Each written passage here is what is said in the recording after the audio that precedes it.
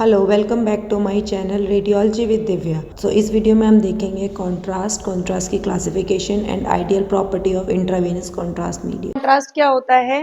It is a chemical और dye used to see the abnormality of internal organs. तो contrast एक तरह का केमिकल है और डाई है जिसको हम इंटरनल ऑर्गन्स की एबनॉर्मेलिटीज को देखने के लिए यूज करते हैं। एबनॉर्मेलिटी मतलब बीमारी को देखने के लिए। नॉर्मली क्या होता है, जनरल रेडियोग्राफी में हम कंट्रास्ट का यूज नहीं करते हैं। लाइक किसी का एक्सीडेंट हुआ, ट्रॉमा पेशेंट आया, तो उस केस में हम कंट्रास्ट का यूज नहीं करते हैं। ठीक है, तो कंट्रास्ट का यूज हम कब करते हैं? मान लो किसी बॉडी में मान लो खाना निकलने में दिक्कत हो रही है, आपका डाइजेशन अच्छा नहीं है, ठीक है, सांस लेने में दिक्कत हो रही है, तो उन सब केसेस में हमें कैसे पता चलेगा? पहले के टाइम में हमारे पास और कोई मोडालिटी नहीं थी। अब हमारे पास सीटी स्कैन आ गया, एमआरआई आ गया ना।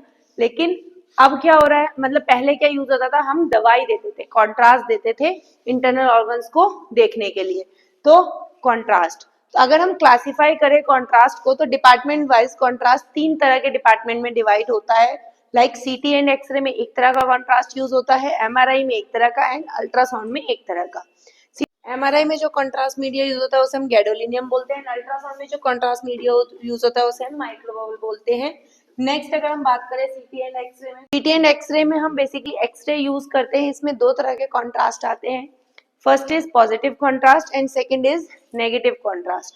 पॉजिटिव कंट्रास्ट क्या होता है? ये बेसिकली हमारा ब्राइट दिखता है एक्सरे में, एंड नेगेटिव कंट्रास्ट आपका ब्लैक दिखता है एक्सरे में। ब्राइट दिखता है मतलब जब आप प्रोसीजर करोगे, जब आप एक्सरे करोगे, बॉडी में डालोगे, तो ये ब्राइट दिखेगा, सफेद दिखेगा, चमकेगा due to iodine. Okay, and negative contrast आपका एक्सरे पढ़ने पे ब्लैक दिखेगा। नेगेटिव का एग्जांपल है आपका carbon dioxide, air etcetera. Next अगर मैं बात करूं पॉजिटिव कंट्रास्ट मीडिया की, तो पॉजिटिव कंट्रास्ट मीडिया 3 तरह से डिवाइड, मतलब आगे जाके 3 पार्ट में डिवाइड होते हैं। First one is oily contrast, second is barium sulphate, and third is iodinated contrast. तो जो ऑयली कंट्रास्ट मीडिया है ये बेसिकली फैटी एसिड से बने हुए होते हैं। बेरियम सल्फेट आपका बेरियम एंड सल्फेट के कॉम्पोजिशन से बना होता है और ये हमारा डाइजेस्टिव सिस्टम में यूज होता है। एंड आयोडीनेटेड कंट्रास्ट मीडिया ये आयोडीन से बना होता है, इसमें आयोडीन की मात्रा ज्यादा होती है। तो बेस्ड अपॉन एक्सक्रीशन, अगर ये किस हिसाब से निकलते हैं बॉडी से, तो बॉडी से निकलने के हिसाब से 2 तरह के होते हैं। One is hepatic excretion and another is renal excretion. मतलब जो 1% है कॉन्ट्रास्ट का वो आपका किससे निकलता है? लिवर के थ्रू, एंड 99% आपका निकलता है किडनी के थ्रू। तो जो हेपेटिक मतलब लिवर के थ्रू निकल रहा है वो होता है आपका iopanoic acid and calcium iopodate. Okay, and जो रीनल के थ्रू निकल रहा है वो आगे जाके फर्दर डिवाइड होता है 2 पार्ट्स में, एचओसीएम एंड एलओसीएम। ठीक है, एलओसीएम क्या होता है एंड एचओसीएम क्या होता है, तो उससे पहले हम समझेंगे ब्लड प्लाज्मा क्या होता है। लाइक ब्लड जो है, ब्लड में 2 कॉम्पोजिशन पाए जाते हैं आपके, ब्लड सेल एंड प्लाज्मा। तो ब्लड सेल में आपका आरबीसी, डब्ल्यूबीसी एंड प्लेटलेट्स होते हैं। तो प्लाज्मा बेसिकली उसको ट्रेवल करवाता है। ठीक है, तो ब्लड में जो प्लाज्मा होती है उसकी थिकनेस को हम ब्लड प्लाज्मा ऑस्मोलैरिटी बोल रहे हैं। तो वो कितनी होती है? बेसिकली 290 मोल ऑस्मोल पर केजी होती है। ठीक है, तो एचओसीएम मतलब हाई ऑस्मोलर कॉन्ट्रास्ट मीडिया, मतलब जो इसकी ऑस्मोलैरिटी है वो ब्लड प्लाज्मा से ज्यादा होती है।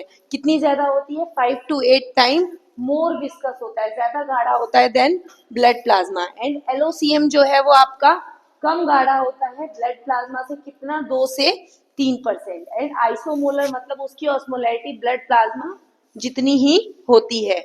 उसके बाद जो एलओसीएम एंड एचओसीएम है वो 2 तरह के होते हैं, आगे जाके फर्दर डिवाइड होते हैं, आयनिक एंड नॉन आयनिक। एचओसीएम एंड एलओसीएम है वो आयनिक और नॉन आयनिक 2 में डिवाइड होते हैं। तो आयनिक क्या होता है? जो ब्लड में जाके, लाइक जब वो ब्लड में हम उसको डालेंगे तो वो क्या होगा, बेसिकली वो डिवाइड हो जाएगा, मतलब वो टूट जाएगा, ब्रेक डाउन हो जाएगा। तो वो ज्यादा देर तक बॉडी में रहेगा, वेन्स में रहेगा, तो वो खतरनाक होगा, टॉक्सिसिटी कॉज करेगा। एंड नॉन आयनिक मतलब क्या होता है? जो ब्लड में जाके टूटता नहीं है। ठीक है, ideal property of intravascular contrast media, तो जो वेसल्स में हम कंट्रास्ट देते हैं वो कैसा होना चाहिए, लाइक जब उसका मैन्युफैक्चरिंग होती है तो वो कैसी दिखनी चाहिए? तो सबसे पहला ये वाटर सॉल्युबल होना चाहिए, मतलब ये पानी में घुल जाना चाहिए। ठीक है, उसके बाद केमिकल एंड हीट स्टेबिलिटी होनी चाहिए, मतलब ये केमिकल एंड हीट में स्टेबल होना चाहिए, ऐसा नहीं है कि वो खराब हो जाए। इसके बाद ये नॉन एंटीजेनिक होना चाहिए। लाइक अगर आपको फीवर होता है, कोई बीमारी होती है, हमारी बॉडी क्या करती है, उस बैक्टीरिया या उस वायरस के अगेंस्ट एंटीबॉडी बनाती है। तो अब हम ये क्या कर रहे हैं, हम बाहर से इंसर्ट कर रहे हैं, तो इसीलिए वो क्या करेगा, मान लो अगर ये नॉन एंटीजेनिक नहीं होगा तो बॉडी इसके अगेंस्ट भी क्या बना देगी, एंटीबॉडी बना देगी। इसीलिए ऐसा होना चाहिए कि इसके अगेंस्ट एंटीबॉडी ना बने। ठीक है, उसके बाद गाढ़ा कम होना चाहिए, गाढ़ा कम होगा तभी ये ब्लड से इजीली स्क्रीट आउट हो जाएगा। ठीक है, एक्सक्रीट आउट हो जाएगा। उसके बाद सेलेक्टिव एक्सक्रीशन होना चाहिए, मतलब किडनी के थ्रू या एक पर्टिकुलर एरिया से एक्सक्रीट आउट होना चाहिए, सेफ होना चाहिए, लो कॉस्ट होना चाहिए, और ऐसा होना चाहिए कि बॉडी का होम्योस्टेसिस को ये मेंटेन करे। होम्यो मतलब इंटरनल एनवायरनमेंट को इफेक्ट ना करे। Thank you.